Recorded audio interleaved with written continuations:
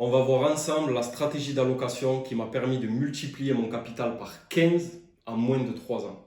Je vais te montrer ma stratégie et la performance que j'ai pu générer. Sur Internet, on te dit de diversifier ton patrimoine. Voilà, on te dit d'acheter 150 000 ETF, 400 000 actions. On te dit d'acheter un petit peu de toutes les classes d'actifs qui existent. Au final, tu te retrouves avec un portefeuille que tu n'arrives même plus à suivre, qui paraît optimal sur le papier, mais qui ne l'est pas du tout dans la réalité. Moi, personnellement, je ne suis pas du tout d'accord avec cette vision et c'est ce que je vais t'expliquer dans cette vidéo. Il y a une citation qui dit « On devient riche en concentrant et on le reste en diversifiant ». Cette citation, elle est totalement vraie, mais la plupart des gens font l'exact opposé. Si aujourd'hui, tu as un petit capital, et par petit capital, j'entends tout patrimoine qui est inférieur à 1 million d'euros, ce que tu dois faire, c'est pas chercher à diluer tes risques ou à faire des mathématiques. Ce que tu dois faire, c'est prendre des risques. Ok?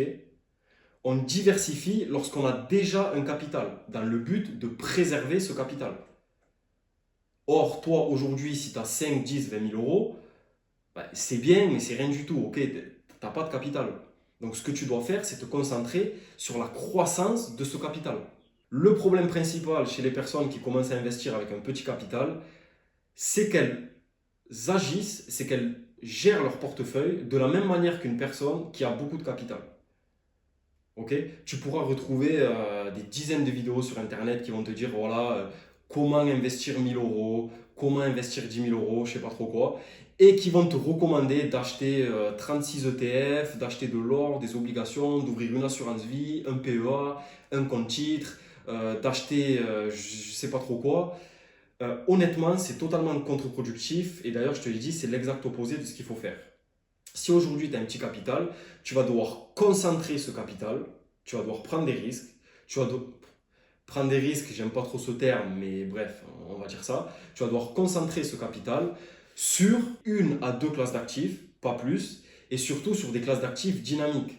Et une fois que tu auras généré de la performance, une fois que tu auras multiplié ton capital, tu vas commencer à te diversifier. Ok?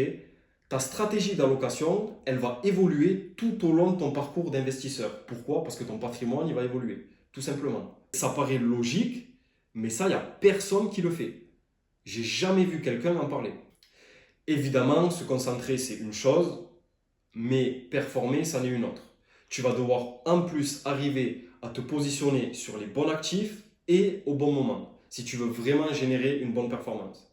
Donc, maintenant que je t'ai expliqué ma stratégie dans les grandes lignes, on va passer sur mon écran où je vais pouvoir te montrer, on va pouvoir étudier mon patrimoine dans les détails. Donc, on se retrouve sur mon écran où tu peux voir ici mon allocation patrimoniale globale. Donc, tu peux voir qu'il y a différentes poches, différents portefeuilles, on va dire. La première poche, c'est espèces et équivalents. C'est l'épargne que j'ai de côté plus ma réserve de cash.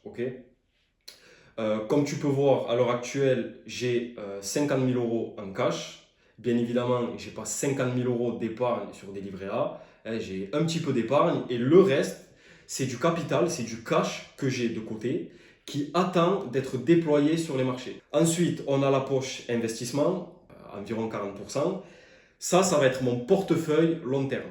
C'est mon portefeuille d'investissement long terme. C'est les actifs que je vais accumuler et que je vais détenir sur du long terme. Donc en gros, que je ne vais pas revendre. C'est du buy and hold tout simplement. On voit qu'actuellement, j'ai environ 60 000 euros sur mon portefeuille d'investissement. Troisième poche, c'est la partie spéculation. Alors, j'aime pas trop ce terme, mais c'est la partie entre guillemets trading. On a la partie investissement où je vais détenir des positions sur du long terme, où je vais buy and hold, et la partie spéculation où ici je vais avoir plutôt une gestion active sur du plus court terme. Donc tu peux voir que j'ai environ 15 000 euros de mon patrimoine sur cette poche spéculative. Et ensuite la dernière poche, alors moi je l'appelle autre. Qu'est-ce que c'est? C'est la partie où je vais mettre tous les actifs alternatifs ou exotiques. Donc pour mon cas, ça va être des montres et des bijoux, enfin, surtout une montre en fait. Tu peux voir que j'ai environ 12 500 euros pour environ un petit peu moins de 10% de mon patrimoine. Maintenant, on se retrouve sur mon portefeuille d'actifs. C'est tous les actifs financiers que je détiens. Donc, comme tu peux le voir, ça revient à la première partie de la vidéo où je t'expliquais ma stratégie. Mon patrimoine est concentré sur seulement 2 classes d'actifs et des classes d'actifs assez dynamiques, assez risquées, on va dire. C'est quasiment du 50-50 entre la bourse et les crypto-monnaies. Je rappelle aussi que j'ai une réserve de cash sur le côté et que sur les prochains mois, ce cash sera déployé sur les marchés, donc mon allocation va être menée à bouger. Alors évidemment, je rigole parce que je le vois venir à 1000. Il y a tous les Warren Buffett d'internet qui vont venir littéralement m'insulter en commentaire pour me dire que mon patrimoine il n'est pas assez diversifié, que c'est trop risqué, qu'il ne faut pas mettre tous ses œufs dans le même panier. Mon patrimoine aujourd'hui qui est concentré sur moins de 20 lignes, est beaucoup plus solide et beaucoup plus diversifié que ces mecs-là qui achètent, qui pensent être diversifiés parce qu'ils achètent 400 000 ETF. Donc vraiment, réfléchis-y. Tu préfères un patrimoine qui est concentré sur 10 à 20 lignes de qualité ou tu préfères un patrimoine qui est diversifié mais qui te fait perdre de l'argent chaque année? Donc maintenant, on se retrouve sur la partie, sur la courbe, sur l'évolution de mon patrimoine. Je rigole parce que la courbe, elle est vraiment aberrante, comme dirait l'autre. Donc, comme tu peux voir, début 2022, j'ai commencé, j'avais littéralement j'avais 4 000 euros de patrimoine. Ok, donc 4 000 euros, c'est même pas un patrimoine. Il faut savoir que sur toute l'année 2022, j'ai investi environ 10 000 euros. Ok, et je me suis retrouvé en juillet 2025 avec un patrimoine qui a dépassé, qui était quasiment à 160 000 euros. Donc, j'ai multiplié mon capital par plus de 15 à moins de 3 ans. Et tout ça sans faire de trading, sans utiliser de concepts, de trucs bidule, machin chouette, je sais pas quoi, de manière totalement passive.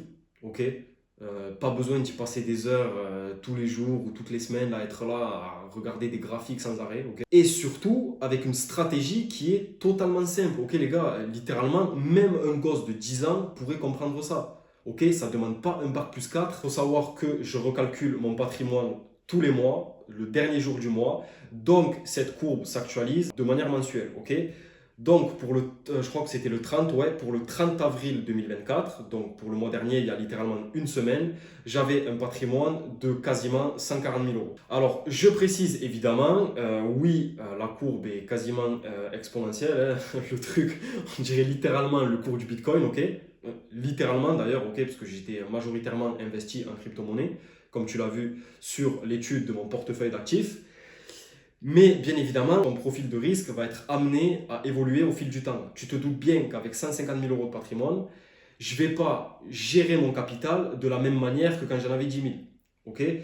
Donc, la volatilité que tu peux voir, elle va se tasser au fil du temps. Je vais commencer à diversifier mon patrimoine.